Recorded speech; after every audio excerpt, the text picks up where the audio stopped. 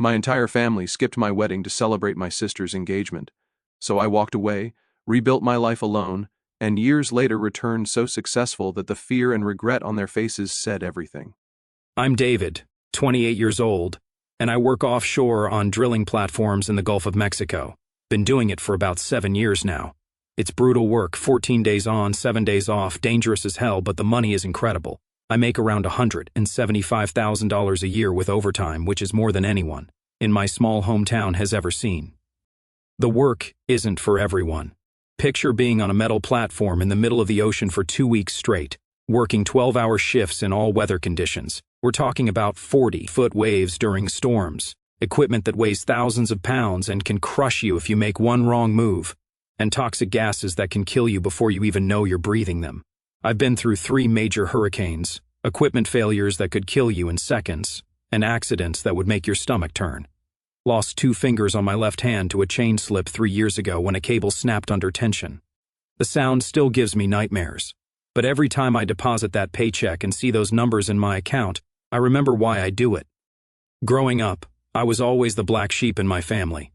My dad, Michael, works at the local Toyota dealership in sales and brings home maybe $50,000 in a good year when he actually tries. My mom, Jennifer, hasn't worked since I was born, just stays home watching TV and spending money on QVC shopping networks, ordering weird kitchen gadgets and jewelry that sits in boxes. My sister Brittany is 25 and has never held a steady job longer than 6 months, just bounces between guys who pay her bills while she finds herself. My younger brother Austin is 23, still lives at home in his childhood bedroom, and works part-time at a comic book store while playing video games 12 hours a day. When I graduated high school, I told them I wasn't going to college. I wanted to learn welding and work on oil rigs. My dad went absolutely insane, called me a worthless dropout, and said I'd never be anything but trailer trash. We had this massive fight in our living room where he told me if I walked out that door to chase some stupid dream, I shouldn't bother coming back. Mom just sat there crying, Brittany rolled her eyes like I was being dramatic, and Austin didn't even look up from his PlayStation, so I didn't come back for almost 8 years. But here's where it gets interesting and shows you exactly what kind of people they are. Once I started making serious money, suddenly I was their favorite son again. They'd call asking for emergency loans that were never paid back. Every few months, it was something new. Brittany needed $1,200 for rent because her boyfriend kicked her out after she maxed out his credit cards. Austin wanted an $800 gaming chair and $600 graphics card because his old setup was embarrassing compared to his online friends. Mom's 15-year-old Honda needed $2,400 in transmission work, but she'd been ignoring warning signs for months. Dad's truck needed new tires for $900 after he drove on bald ones for a year. The water heater broke, and they needed $1,500 to replace it, but they'd spent their emergency fund on a vacation to Florida.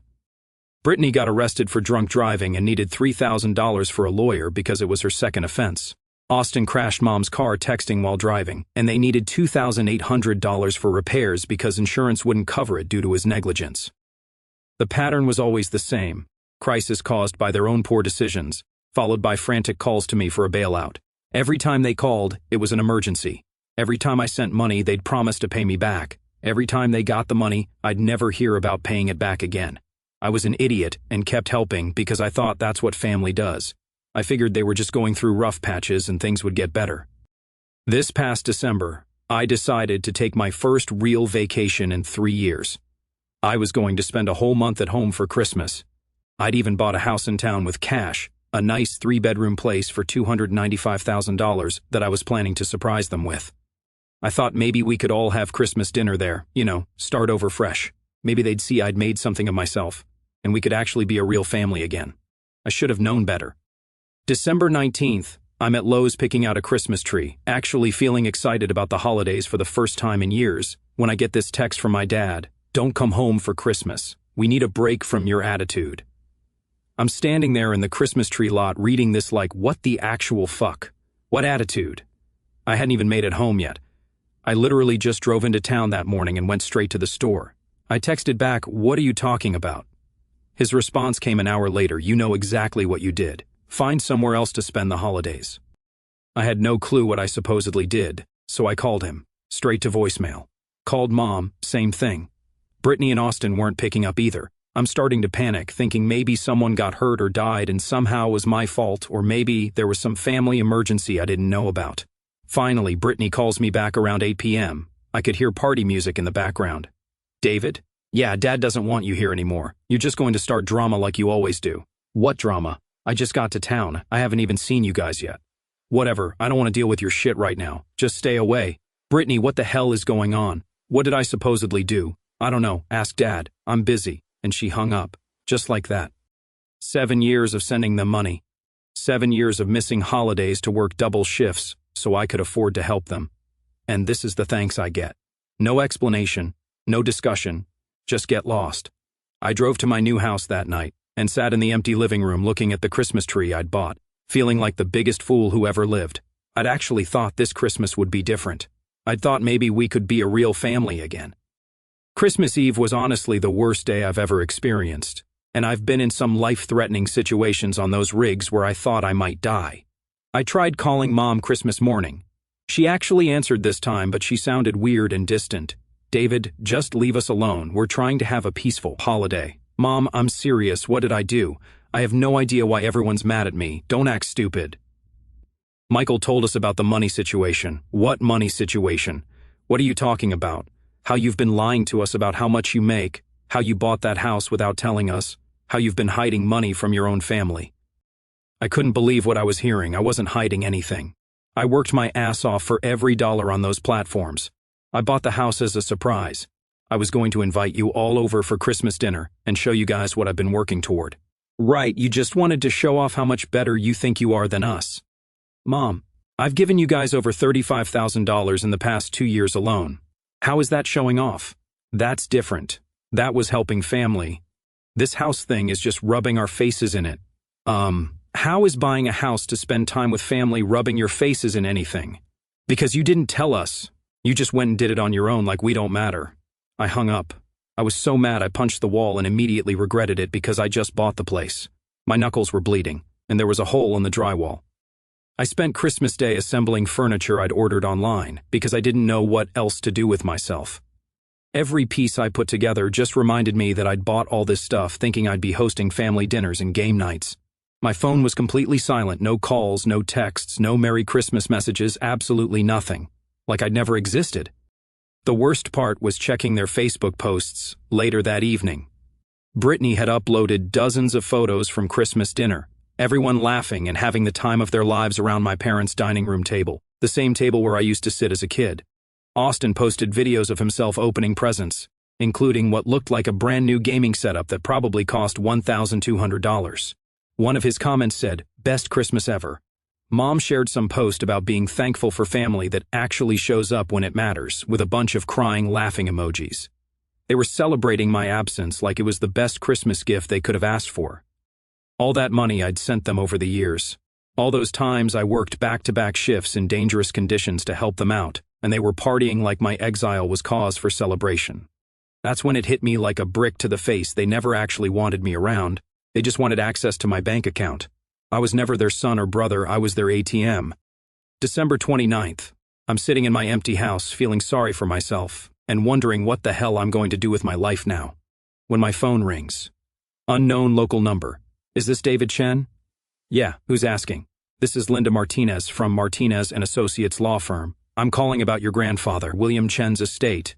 I'm very sorry for your loss. My stomach dropped like I was falling off the platform. What loss? What are you talking about? Long pause on her end.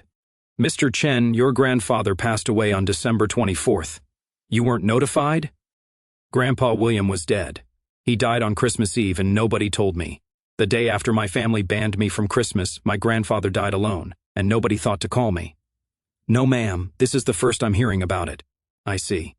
Well, I'm calling because you're named in his will. We need to schedule a reading as soon as possible.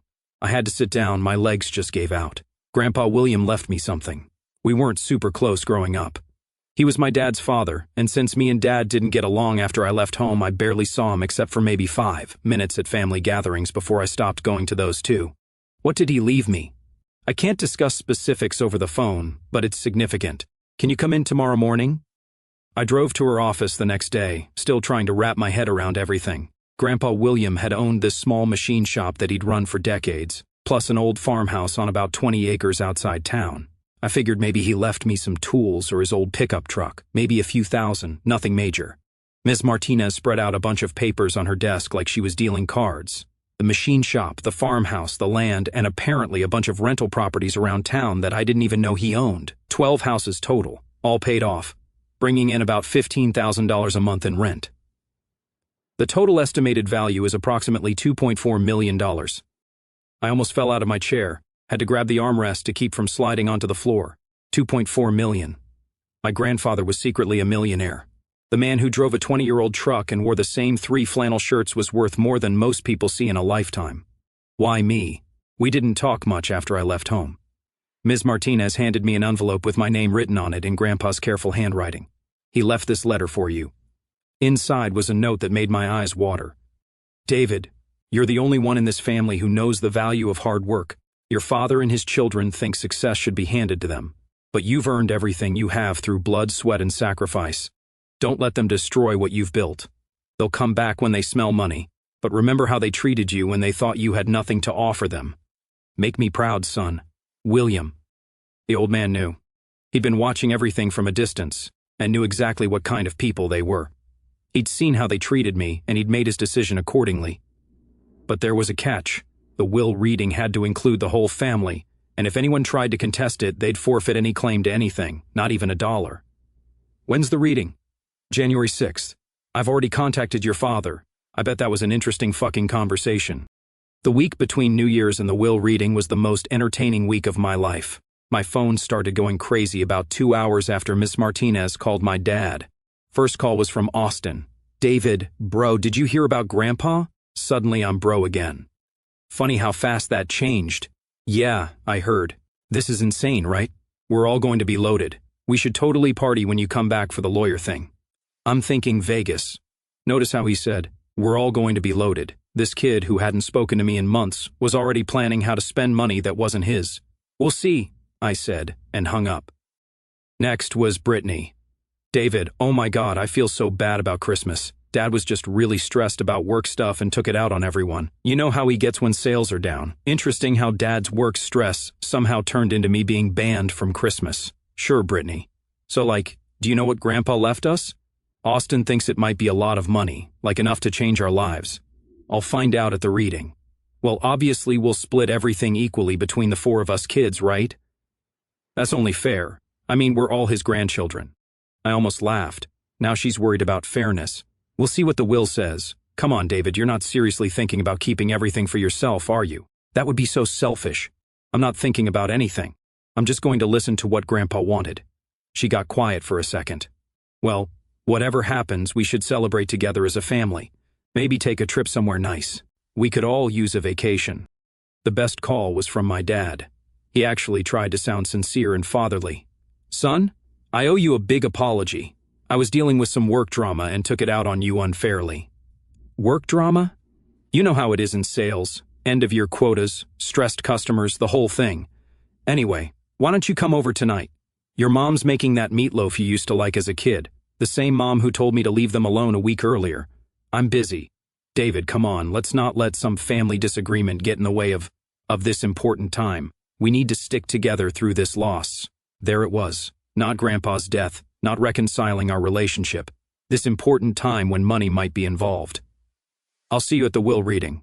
Look, I know things have been tough between us, but your grandfather would want us to be united as a family right now. Would he? Because he seemed pretty clear about what he thought of family unity when he wrote his will. Dad went quiet. What do you mean? Nothing. I'll see you Monday. Over the next week, I got constant texts from all of them. Brittany sent me links to expensive apartments with messages like, thinking about moving here after we get our inheritance. Austin was looking at new cars online and sending me screenshots. Mom started talking about remodeling their house and taking a cruise to Europe. Dad mentioned maybe opening his own dealership. They were already spending money they didn't have from a man who died, thinking they were greedy parasites. I spent that week doing research on Grandpa's properties. Turns out he'd been incredibly smart with his investments. The rental houses were all in good neighborhoods with reliable long-term tenants. Some had been renting the same places for over 10 years. The machine shop was still profitable even though he'd mostly retired and had a manager running day-to-day operations. He'd specialized in custom parts for local factories and had contracts worth hundreds of thousands annually. The man had built a legitimate business empire from nothing, starting with a single welding torch in his garage back in the 1970s. By the time he died, he owned property worth millions and had more money in the bank than my entire family had ever seen combined. I also found out more about why he chose me. Talked to his neighbor, Mrs. Garcia, who told me Grandpa had been following my family on social media for years. He saw Brittany's constant shopping posts and party pictures, Austin's expensive gaming purchases and complaints about being broke, my parents always posting about money problems while buying new stuff.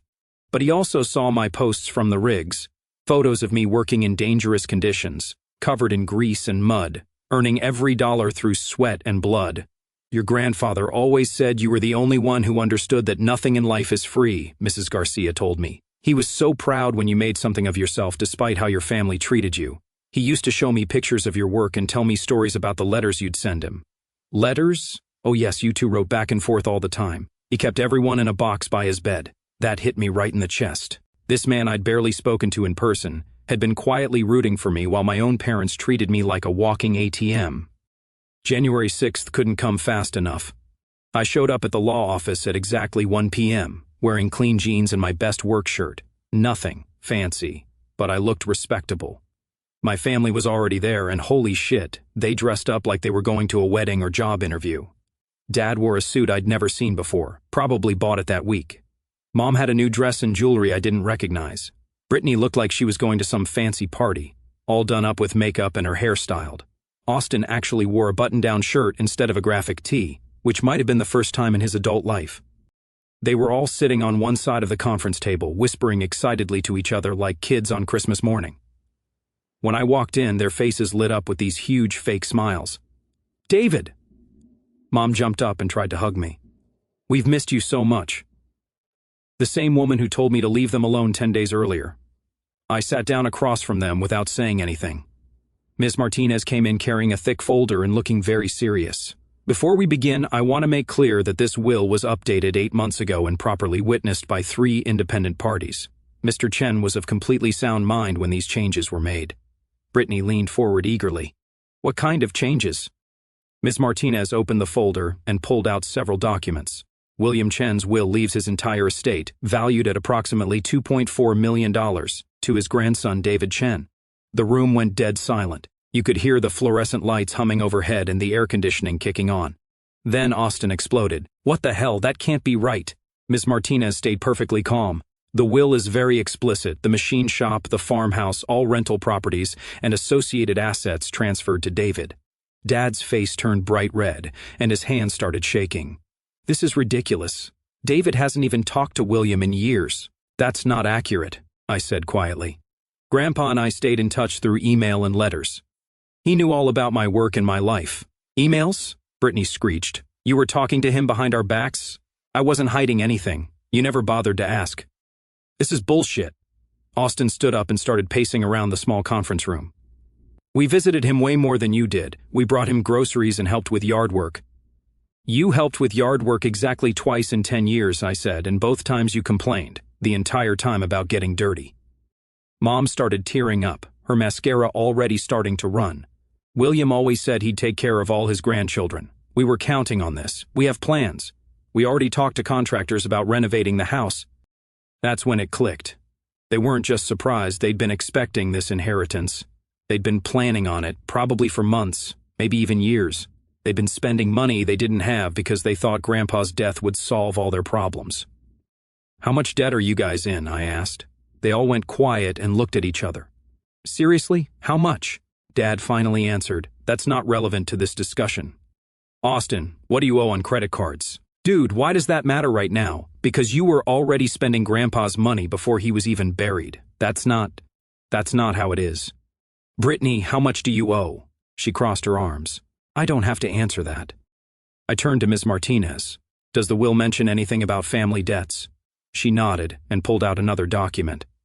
Mr. Chen was aware of his family's financial difficulties. He specifically states, "I am not responsible for the poor financial choices of my children and grandchildren." David is under no obligation to use his inheritance to rescue family members who have repeatedly proven they cannot manage money responsibly. Holy shit, Grandpa really had been paying attention to everything. Austin started panicking. This isn't fair. David makes crazy money already. He doesn't need all this. And you do? I asked. We're family. We're supposed to help each other. I actually laughed out loud. Help each other? Like how you helped me at Christmas? Brittany tried switching tactics. David, be reasonable. You can't seriously keep all of this. Grandpa would want us to share. He loved all of us.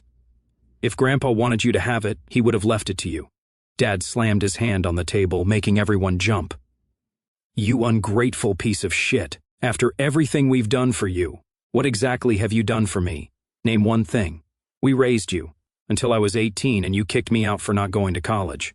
We supported your career choice. You called me worthless trailer trash and said I'd never amount to anything. Mom was crying harder now. David, please. We made mistakes, but we're still family. Family forgives each other. You're absolutely right, I said. Family does forgive. So I forgive you for Christmas. I forgive you for not telling me Grandpa died. I forgive you for only calling me when you need money. I forgive you for treating me like an ATM for 7 years. They looked hopeful for a second. But forgiveness doesn't mean I'm stupid enough to give you money you'll just waste on more stupid shit. I signed all the papers, shook Ms. Martinez's hand, and headed for the door. Behind me, I could hear Brittany screaming and Austin hitting something. In the parking lot, Dad caught up to me and grabbed my arm. This isn't over, he said. We'll fight this. We'll contest the will. Go ahead, I told him, pulling my arm free. Ms. Martinez already explained what happens when you contest the will. You'll get absolutely nothing and pay thousands in legal fees you can't afford. His face went pale. He knew I was right. David, please. We're family. No, we're not. Family doesn't abandon each other right before Christmas. Family doesn't hide deaths from each other. Family doesn't only call when they need money. I drove home to my house, made myself some coffee, and called my supervisor to let him know I'd be taking extended time off to handle business affairs. The business of watching my family realize they'd completely screwed themselves.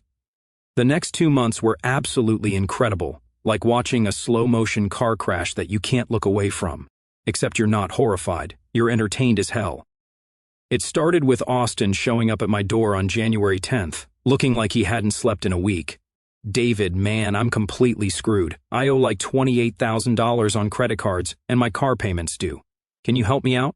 Just until I get back on my feet. How much were you expecting from Grandpa's will? I don't know, maybe $400,000. Enough to pay everything off and get a decent car, maybe move out of Mom and Dad's house.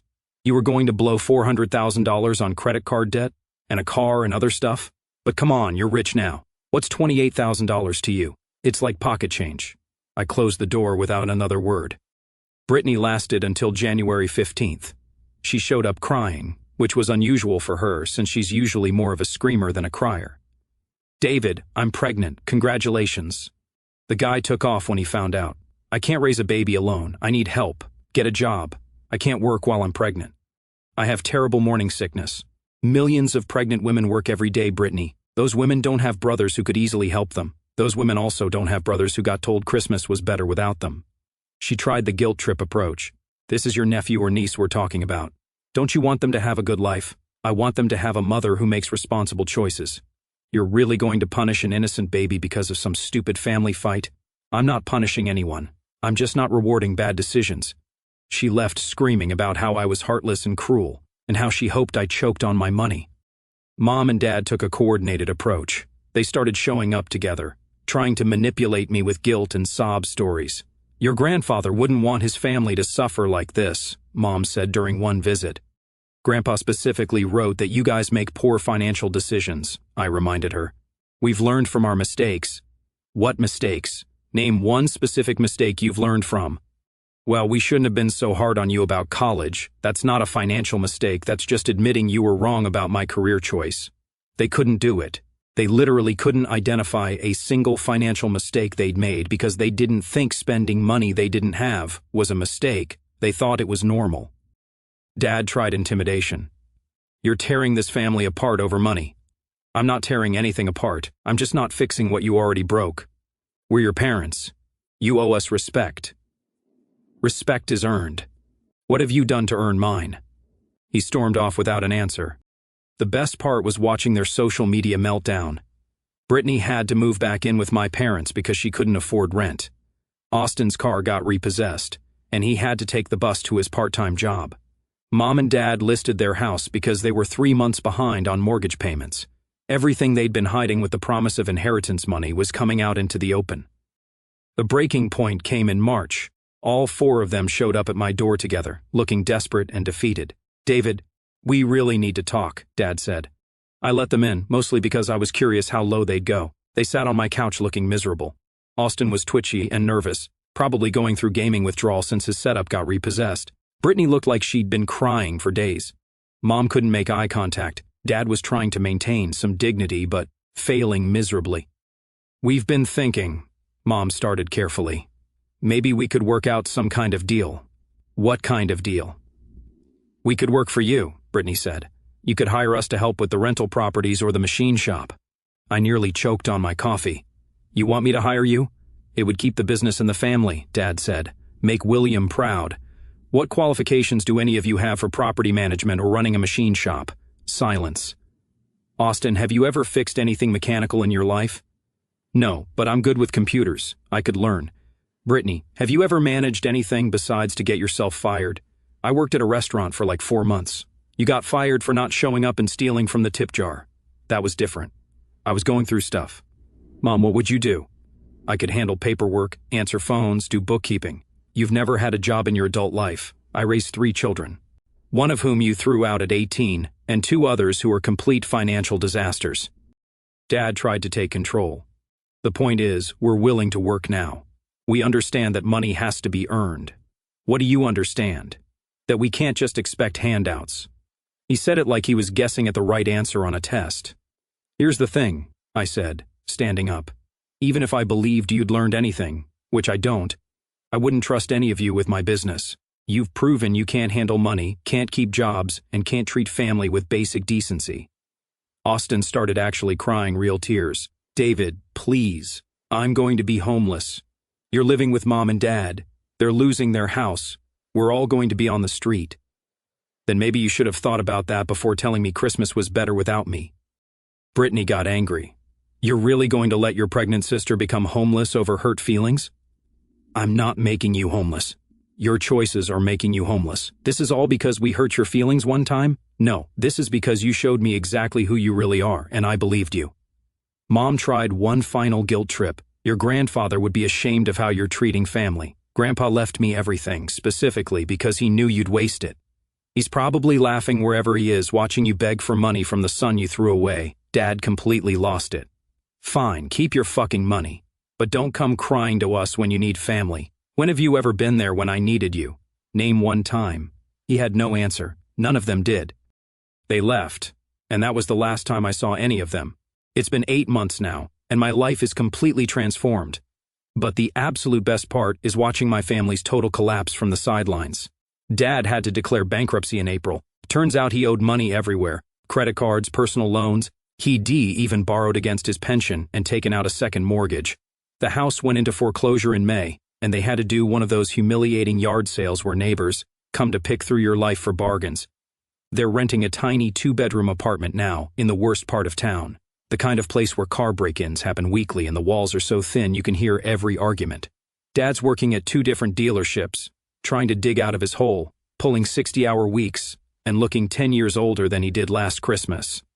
Austin moved to another state to live with some online friend he met gaming. Last I heard through the grapevine, he was working in a warehouse doing night shifts and still complaining about how unfair life is.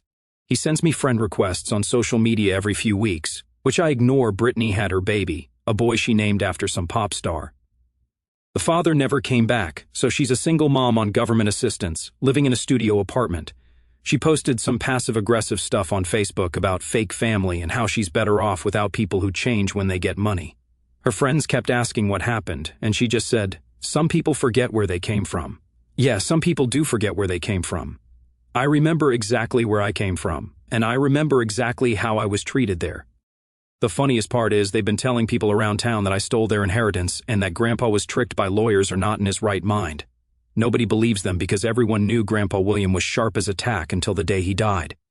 Plus, people remember how they treated me when I was younger. Mrs. Garcia told me that Mom tried to get neighbors to sign some petition demanding an investigation into Grandpa's will. Mrs. Garcia told her to get lost, which apparently made Mom cry in public. Word spread around town about that pretty quick. I'm dating this woman, Rebecca, who's a nurse practitioner at the local hospital. She's smart, independent, makes her own money, and doesn't expect me to solve her problems or pay her bills.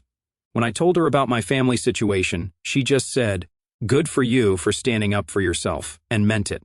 We're talking about moving in together, maybe getting married eventually. She's the first person I've ever been with who loves me for who I am, not what I can give them. It's a completely different kind of relationship than anything I've ever experienced. They made their choices when they thought I was just some blue-collar worker with nothing valuable to offer. They chose money over family, then got upset when I chose the same thing. Grandpa Williams saw this coming from miles away. He knew they were selfish, entitled, and would dump me the second I stopped being useful. He designed his will not just to take care of me, but to teach them about consequences. They wanted Christmas to be better without me. Now their whole lives get to be without me.